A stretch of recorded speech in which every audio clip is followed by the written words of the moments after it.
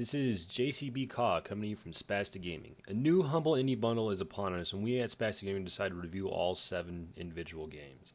These games are going to be split up between me and Water Elemental. I'm taking 3 that I feel I know well, and Water Elemental is taking the rest. I'm going to be reviewing Shank, Night Sky, and finally Cave Story Plus. While Spaz will be covering gratuitous space battles, Jamestown, Bit Trip Runner, and finally Super Meat Boy. I'll be starting us off with the game Shank. Shank is an action beat 'em up, or in this case, stab the living crap out of, chainsaw, and finally shoot the piss out of the other person. Shank was developed by Clay Entertainment, who are the same people to bring you Eats and Sugar Rush. 2 games that I have never personally heard of, and I only added them because that's really all they've made so far. They also seem to have published N+. That's a real big name drop right there. If you don't know what N+ is, it's a platforming game where you play as a ninja and you basically just jump around avoiding crap. It's fun. I mean, I don't exactly give it justice, but it's pretty fun. Clay Entertainment is a Canadian developer, if that means anything to you. Shank came out August of 2010 for the PS3, Xbox 360, and PC almost simultaneously, and was published by none other than EA.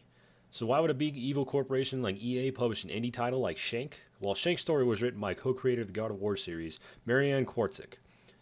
Given Clay's track record of games, this has to be why.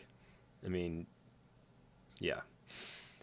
Anyways, enough background crap, let's get into the game itself. The opening scene of Shank introduced the protagonist of the series just so happens to share the same name as the title of the game. It's Shank if you weren't paying attention. Try to keep up. He goes into a bar looking for a killer of his pregnant girlfriend. Then the shit hits the fan and he basically just starts killing a bunch of thugs for no reason really. I don't want to spoil too much of the story, as indie games usually don't have too much going for them besides the plot. Shank's gameplay is a lot like any other beat-em-up, although instead of just putting other dudes to sleep, you're brutally stabbing people to death. Initially, the brutality is pretty fun, but this, however, wore off 5 minutes in the game. It gets somewhat repetitive, as all beat-em-ups usually seem to. Fighting in this game is pretty much just overwhelming teching on the player's part. You can easily fight groups of 5 or more as long as they're not spread too far apart. And there's 3 different attacks in the game. There's a light attack, a heavy attack, and a ranged attack. The light attack consists of dual shanks, or knives, as you want to call them in the beginning. A heavy attack is the chainsaw, and the ranged attack is dual pistols. You can find more weapons as you progress, and even use temporary weapons like miniguns or grenades. You can also grab and throw people, as well as use a special pounce maneuver, which pins one guy to the floor while you wail on him in descriptive manners. You can't use this on anyone powerful, though. It usually just gets you thrown into a wall or ground. There's also this nifty block button that lets you block anything less than a charge attack. You can even block bullets, which the enemy does from time to time. It also lets you dodge, which I learned way too late into the game. It's very useful. Enemies pop out of the back and foreground just like any other beat-em-up and are usually quite forgettable. But if you underestimate them or just plain suck, they can mess you up pretty bad. Enemies range from guys with knives to guys with guns, huge guys that use battering rams, and even gigantic people that pass for wrestlers. And there's dogs. Dogs are definitely the most dangerous enemy of the game. There was more than one time that I cursed the very existence of Dog God because of how annoying the dogs in this game are. They have this pin maneuver that just pins you on the ground and you basically can't do anything and they just beat the shit out of you. It's pretty ridiculous. And I found I don't know if I want to call it a glitch, but it's just a really messed up part. Dogs only have 2 attacks essentially. It's either the bite attack or the lunge attack, which the lunge attack is the one that pins you. The bite attack is extremely... They just spam it. If you get in between 2 dogs, they can just spam it into you and you can't do shit. And it just gets really annoying and you basically just die. It's pretty retarded. Anyway, you're not only fighting various creatures, though. There's a small platforming touch to this game where you climb walls, hang from stuff, and wall run. But that doesn't usually last very long before you're shaking the crap out of somebody. Shank also features a cooperative campaign mode, which is playable online as well as offline. Although developers recommend playing it offline for some odd reason. Shank was initially designed for consoles and then ported over to PC, so naturally the controls are pretty bad. But unlike big AAA titles that are ported over, you can remap the controls any way you see fit. But it still doesn't seem very right. Even when you start the game, it tells you to use a controller of some sort, which I did try, although even with a controller, this game just still doesn't feel right. On to the graphics.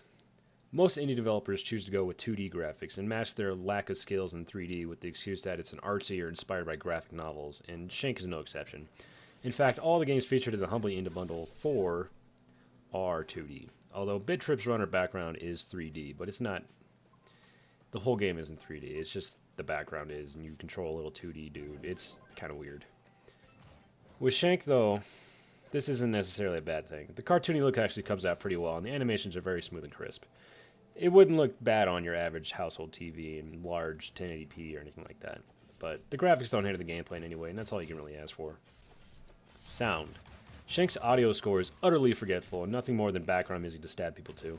There's nothing really that great about it, but it's not like someone continuously scratching a plate with a fork or dragging their nails on a chalkboard. It's just not something I would listen to outside of a video game. Another issue with the sound is the voice acting. It's completely awful.